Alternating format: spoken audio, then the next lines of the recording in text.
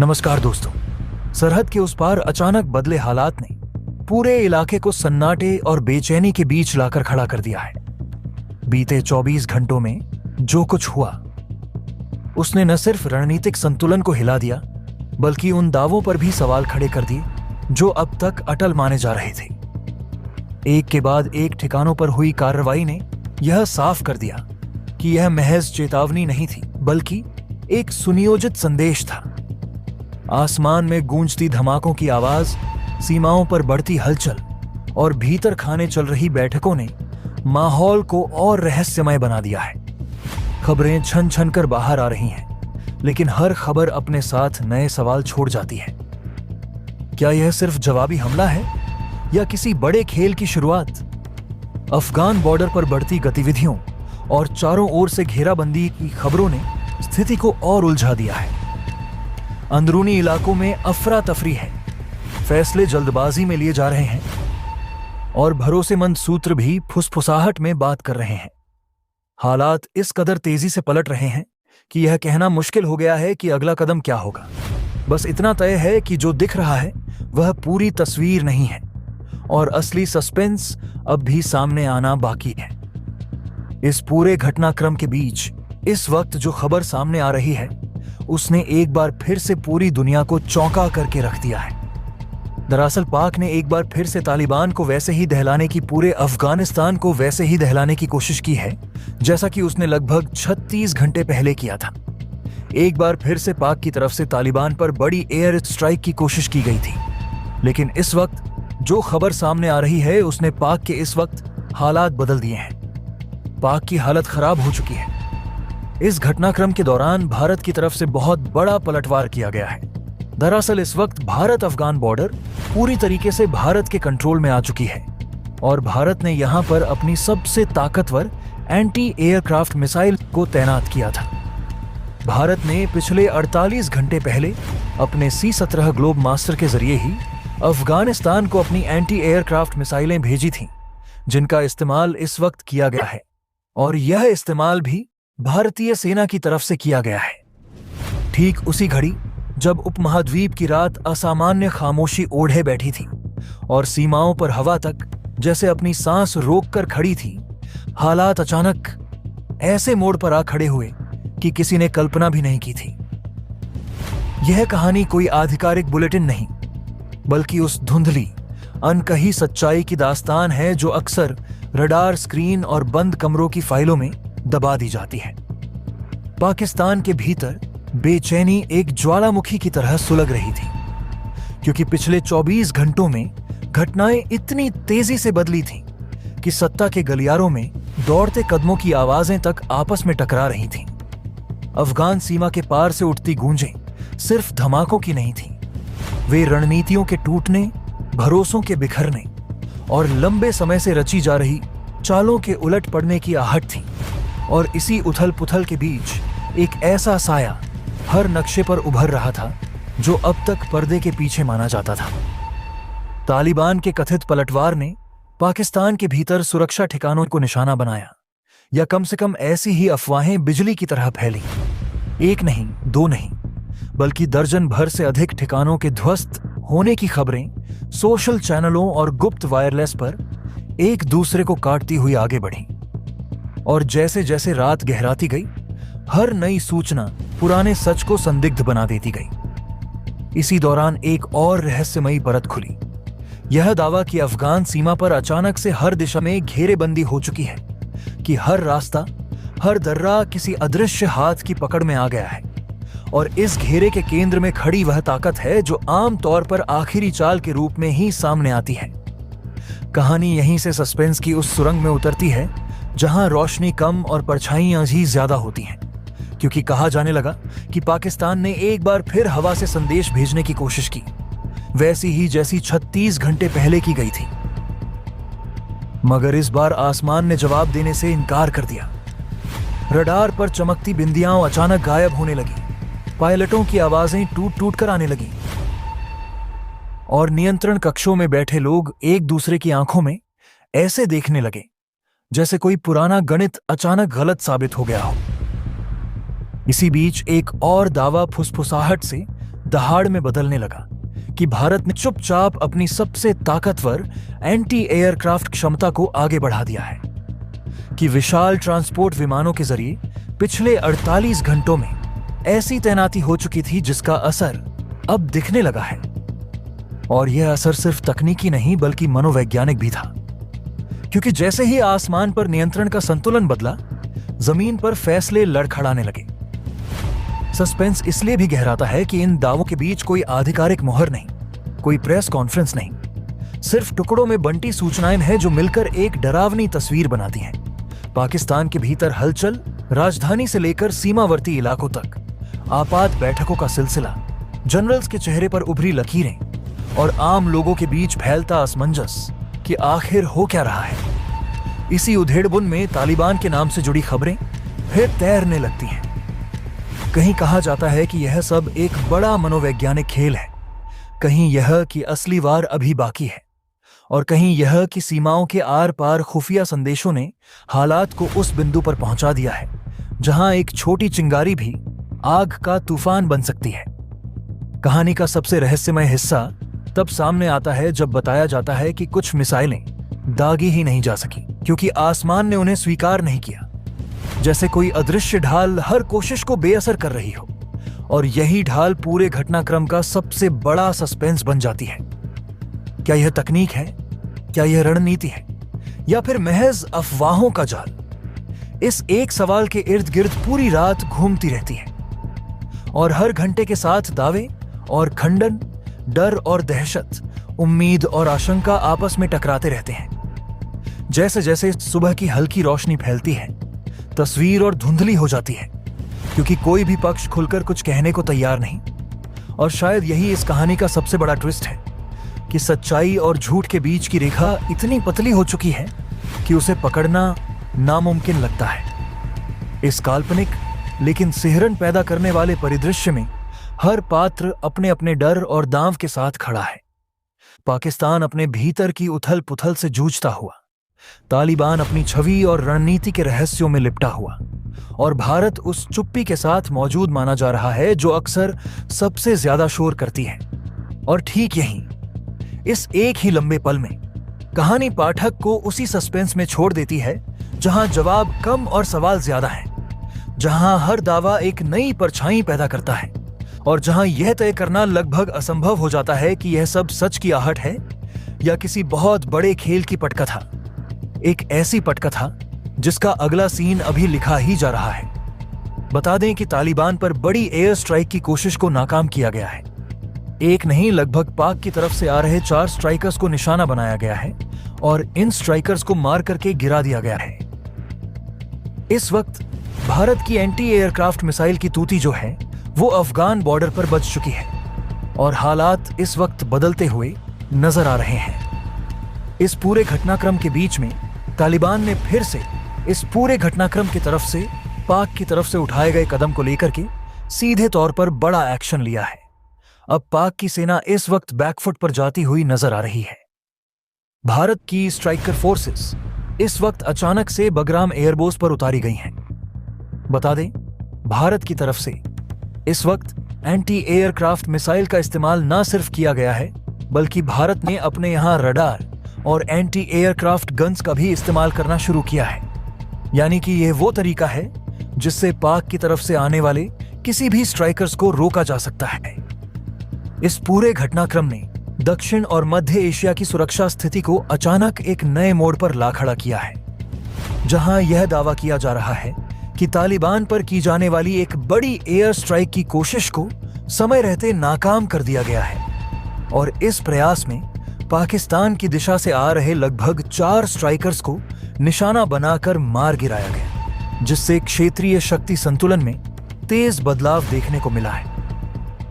बताया जा रहा है कि इस पूरी कार्रवाई में भारत की एंटी एयरक्राफ्ट मिसाइल प्रणाली ने निर्णायक भूमिका निभाई, और पहली बार अफगान सीमा के पास इतनी आक्रामक और सटीक प्रतिक्रिया देखने को मिली, जिसने न केवल हवाई खतरों को निष्क्रिय किया, बल्कि यह संदेश भी दे दिया कि अब किसी भी तरह की घुसपैठ या अप्रत्यक्ष आक्रमण को बर्दाश्त नहीं किया जाएगा।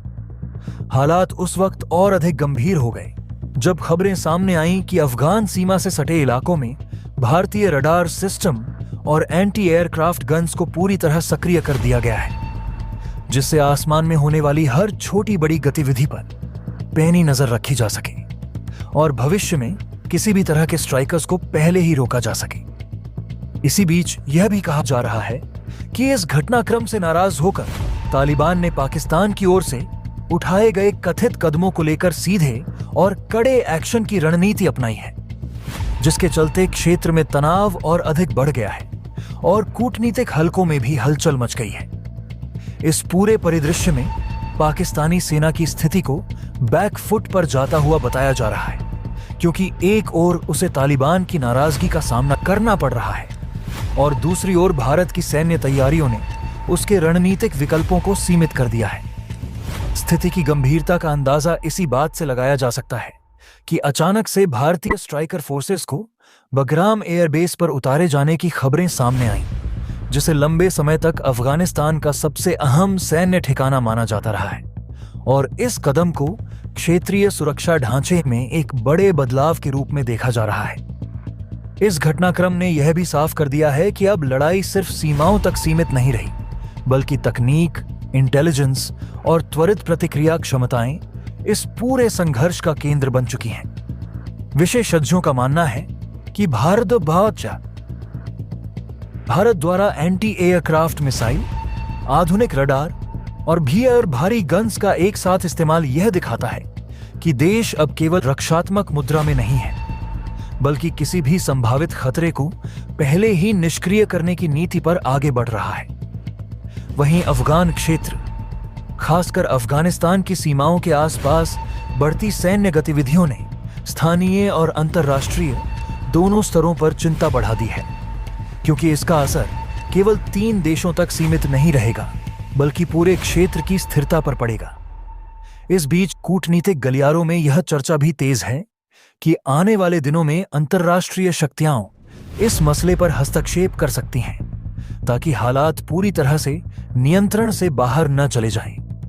कुल मिलाकर यह पूरा घटनाक्रम इस बात का संकेत है कि एशिया के इस संवेदनशील हिस्से में अब किसी भी एकतरफा कार्रवाई का जवाब तुरंत और कई स्तरों पर दिया जाएगा, और यह भी कि आने वाला समय सैन्य, राजनीतिक और रणनीतिक दृष्टि से बेहद निर्णायक साबित हो सकता है। पाक की तरफ से उठाए जा रहे हैं किसी भी कदम की पलटवार और जवाब देने के लिए यह कदम इस वक्त भारत ने अफगान बॉर्डर पर बिछा रखा है, और इस पूरे घटनाक्रम के बीच में पाक की तरफ से पूरी बॉर्डर को सील किया गया है और इस वक्त हालात बदल चुके हैं। पाक में इस वक्त आनन फानन में उच्च स्तरीय बैठक बुलाई गई है, जिसमें शाहबाज शरीफ के साथ साथ जहां के सेना प्रमुख के बीच और यहां पर तीनों सेनाओं को लेकर के बुलाया गया है, क्योंकि इस पूरे घटनाक्रम के बाद पाक बैकफुट पर जा चुका है। हालात ऐसे बन चुकी है कि पाक के 11 ठिकानों को पहले टारगेट किया गया और बाद में फिर से अब अलग अलग छोटे ठिकानों को भी टारगेट करते हुए ध्वस्त कर रही है। उधर टीटीपी ने भी पाक के अंदर घुसपैठ करके कई ठिकानों को उड़ाया है, तो वहीं पाक सैनिकों को सीधे तौर पर निशाना बना करके बड़ी कार्रवाई की गई है टीटीपी की तरफ से।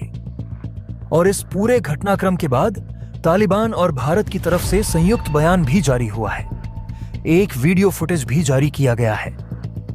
जिस तरीके से पाक स्ट्राइकर्स को मार के एंटी एयरक्राफ्ट मिसाइल्स के जरिए गिराया गया है, वह भी सामने आ चुका है और इस पर भारत ने बहुत बड़ी प्रतिक्रिया भी दे डाली है। इसको लेकर के भारत ने अफगान में हुए इस एक्शन पर बहुत बड़ा रिप्लाई दिया है और इस पूरे घटनाक्रम के बीच पाक की तरफ से भारत को सीधी धमकी भी सामने आ रही है। क्या है इस पूरे घटनाक्रम के दौरान क्या स्थिति बन चुकी है, क्या हालात इस वक्त बनते नजर आ रहे हैं, बताएंगे आपको इस वीडियो में। तो वीडियो बहुत अहम होने जा रही है, तो चैनल को सब्सक्राइब करके वीडियो को लाइक और चैनल को अगर अभी तक सब्सक्राइब नहीं किया तो सब्सक्राइब करते हुए बेल आइकॉन को दबा लीजिएगा। भारत अब केवल पूर्वी या पश्चिमी मोर्चे पर ही नहीं, बल्कि उत्तर पश्चिम दिशा में भी अपनी पकड़ मजबूत करने की सोच में दिखाई देता है। इन अटकलों के बीच यह भी कहा जा रहा है कि भारतीय पैराट्रूपर्स की संभावित तैनाती अफगान सीमा के नजदीक एक ऐसा संकेत है जिसे अनदेखा करना किसी भी देश के लिए आसान नहीं होगा, खासकर पाकिस्तान के लिए, जो पहले से ही आंतरिक राजनीतिक अस्थिरता, आर्थिक संकट और सुरक्षा चुनौतियों से जूझ रहा है। और यही वजह है कि कई विश्लेषक यह तर्क दे रहे हैं कि भारत अब केवल रक्षात्मक नीति तक सीमित नहीं रहना चाहता, बल्कि वह रणनीतिक घेराबंदी यानी स्ट्रैटेजिक एनक्रिकलमेंट की दिशा में आगे बढ़ रहा है, जिसमें अफगानिस्तान की भूमिका बेहद अहम हो जाती है। अफगानिस्तान को लेकर यह भी दावा किया जा रहा है कि वहां के विदेश मंत्रालय और राजस्व और रक्षा प्रतिष्ठान की ओर से भारत के साथ सहयोग और समर्थन के संकेत दिए गए हैं। हालांकि यह समर्थन किस स्तर का है और कितना व्यावहारिक है, इस पर अभी सवाल बने हुए हैं। लेकिन इतना तय माना जा रहा है कि अगर भारत और अफगानिस्तान के बीच सुरक्षा सहयोग गहराता है तो पाकिस्तान के लिए हालात और ज्यादा जटिल हो सकते हैं, क्योंकि इससे पाकिस्तान की पश्चिमी सीमा पर दबाव बढ़ेगा और उसकी सैन्य रणनीति को 2 नहीं बल्कि 3 दिशाओं में सोचना पड़ेगा। इन्हीं परिस्थितियों के बीच खबरों में यह भी उछलकर सामने आया है कि खैबर पख्तूनख्वा में सुरक्षा गतिविधियां अचानक तेज हो गई हैं और अलग अलग इलाकों से फायरिंग और झड़पों की सूचनाएं सामने आ रही हैं, जिनका सीधा असर न सिर्फ सीमावर्ती क्षेत्रों पर बल्कि इस्लामाबाद के सत्ता गलियारों तक महसूस किया जा रहा है। और यही कारण है कि पाकिस्तानी रक्षा मंत्रालय, प्रधानमंत्री कार्यालय और सेना मुख्यालय में आपात बैठकों का दौर शुरू होने की खबरें भी सामने आ रही हैं। इन तमाम अटकलों के केंद्र में पाकिस्तान के सेना प्रमुख जनरल असीम मुनीर का नाम बार बार लिया जा रहा है, जिनके बारे में कहा जाता है कि पाकिस्तान की वास्तविक शक्ति संरचना में सबसे निर्णायक भूमिका उन्हीं की होती है। और रिपोर्टों के अनुसार उन्होंने तीनों सेनाओं, थल, वायु और नौसेना को हाई अलर्ट पर रखने के निर्देश दिए हैं, जो इस बात का संकेत माना जा रहा है कि पाकिस्तानी नेतृत्व इस पूरे घटनाक्रम को बेहद गंभीरता से ले रहा है।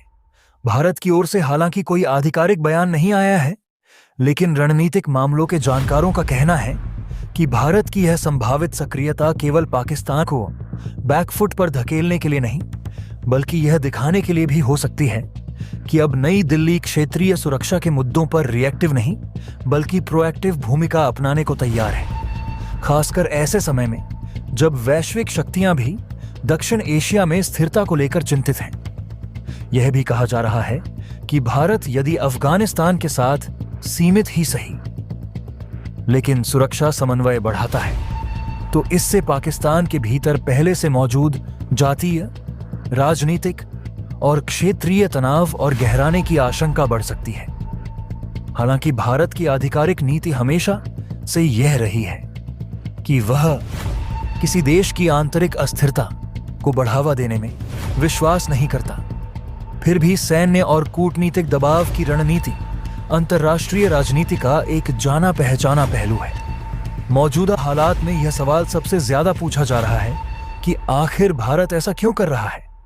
क्या यह केवल अफगानिस्तान के साथ रिश्तों को मजबूत करने का प्रयास है? क्या यह पाकिस्तान को आतंकवाद और सीमा पार गतिविधियों पर कड़ा संदेश देने की रणनीति है?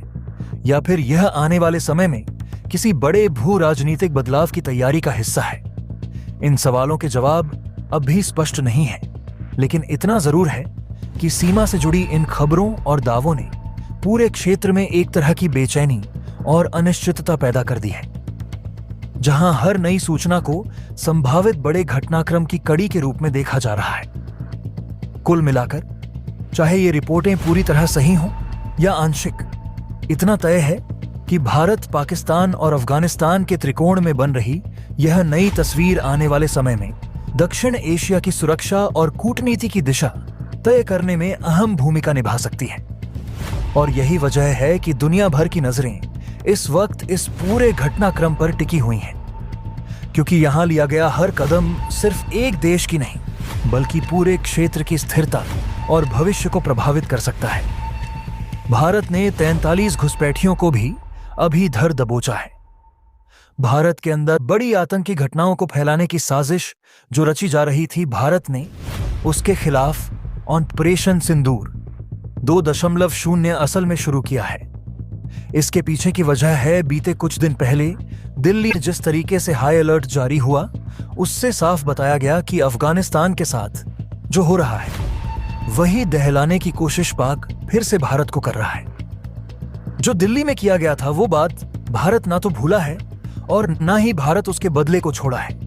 और यही वजह इस वक्त पाक के लिए सबसे बड़ी मुसीबत बन चुकी है।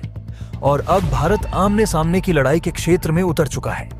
एक तरफ तो पीओके, दूसरी तरफ अफगान बॉर्डर, दोनों तरफ भारतीय सैनिक इस वक्त तैनात होकर के पाक की हर तरफ से बड़े एक्शन ले रहे हैं। साथ साथ अब इस घटना के बीच में तालिबान के साथ उतरी टीटीपी ने भी कई बड़े ठिकानों को ध्वस्त किया है। कहा जा रहा है सैनिकों से भरी हुई पूरी की पूरी ट्रेन को ध्वस्त किया है। टीटीपी ने बड़ी घात लगाकर के बड़ा नुकसान पाक को इस वक्त पहुंचाया है। लेकिन इस पूरे घटनाक्रम के बीच में अब पाक कैसे शांत बैठने वाला है? पाक ने भी इस पूरे घटनाक्रम के बीच में तालिबान के कई जगहों को टारगेट करने की फिर से कोशिश की है। दरअसल ये वो जगह है जो भारत के और अफगान की बॉर्डर से सटे हुए इन इलाकों के बेहद करीब है। अफगानिस्तान के इन सैनिकों के ऊपर पाक की तरफ से मोटार दागने की कोशिश की गई। कई जगहों पर हताहत की खबरें भी आई हैं। लेकिन उन सबसे बड़ी बात इस वक्त निकलकर जो सामने आ रही है वो ये है कि हवाले से ये भी कहा जा रहा है कि सीमा के पास कई एयरबेस और लॉजिस्टिक सेंटर को हाई अलर्ट पर रखा गया है।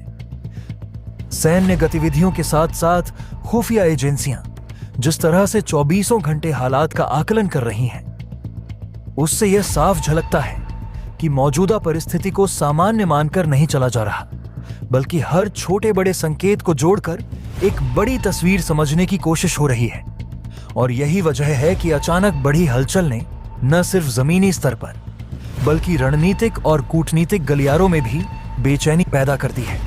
क्योंकि जब सैनिकों की आवाजाही तेज होती है, कमांड सेंटर में लगातार बैठकों का दौर चलता है। वरिष्ठ अधिकारी फील्ड रिपोर्ट्स पर पल पल नजर रखते हैं और खुफिया इनपुट्स को बार बार अपडेट किया जाता है। तो इसका मतलब यही होता है कि आने वाले समय में कुछ ऐसे फैसले लिए जा सकते हैं जो दूरगामी असर डालें। और इस पूरे घटनाक्रम के बीच अफगान सीमा के पास देखी जा रही गतिविधियों ने हालात को और ज्यादा संवेदनशील बना दिया है।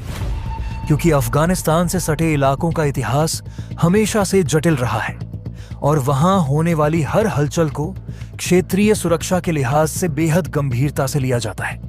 यही कारण है कि रिपोर्ट्स में जिन इलाकों में निगरानी बढ़ाए जाने की बात कही जा रही है, वहां सिर्फ अतिरिक्त सैनिक तैनात नहीं किए जा रहे, बल्कि आधुनिक surveillance system, drone, satellite feed और रियल टाइम इंटेलिजेंस शेयरिंग पर भी जोर दिया जा रहा है, ताकि किसी भी संभावित खतरे को शुरुआती चरण में ही पहचाना जा सके।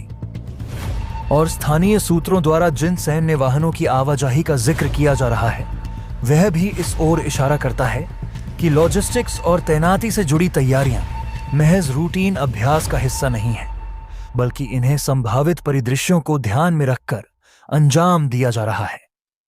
वहीं दूसरी ओर सीमा पार से मिलने वाली खबरें यह संकेत देती हैं कि वहां भी हलचल कम नहीं है और लड़ाकों तथा सुरक्षा बलों की गतिविधियों में बढ़ोतरी देखी जा रही है, जिससे यह आशंका और गहरी हो जाती है कि दोनों तरफ की तैयारियां एक दूसरे की प्रतिक्रिया के रूप में आगे बढ़ रही हैं। हालांकि अलग अलग स्रोतों से आने वाली इन सूचनाओं की पुष्टि अलग अलग तरीके से हो रही है और कई बार उनमें विरोधाभास भी दिखाई देता है। लेकिन इसके बावजूद माहौल में जो तनाव महसूस किया जा सकता है, वह केवल अफवाहों का नतीजा नहीं लगता, बल्कि जमीन पर बदलती परिस्थितियों का प्रतिबिंब है। और इसी तनाव के बीच क्षेत्रीय समीकरणों में आए हालिया बदलावों ने कई देशों को चौकन्ना कर दिया है। क्योंकि जब भी शक्ति संतुलन में हल्का सा भी झुकाव आता है, तो उसके असर सीमाओं से कहीं आगे तक महसूस किए जाते हैं। खासकर तब जब बात दक्षिण एशिया जैसे संवेदनशील क्षेत्र की हो, जहां इतिहास, राजनीति, धर्म, संसाधन और वैश्विक हित एक दूसरे में गुथे हुए हैं।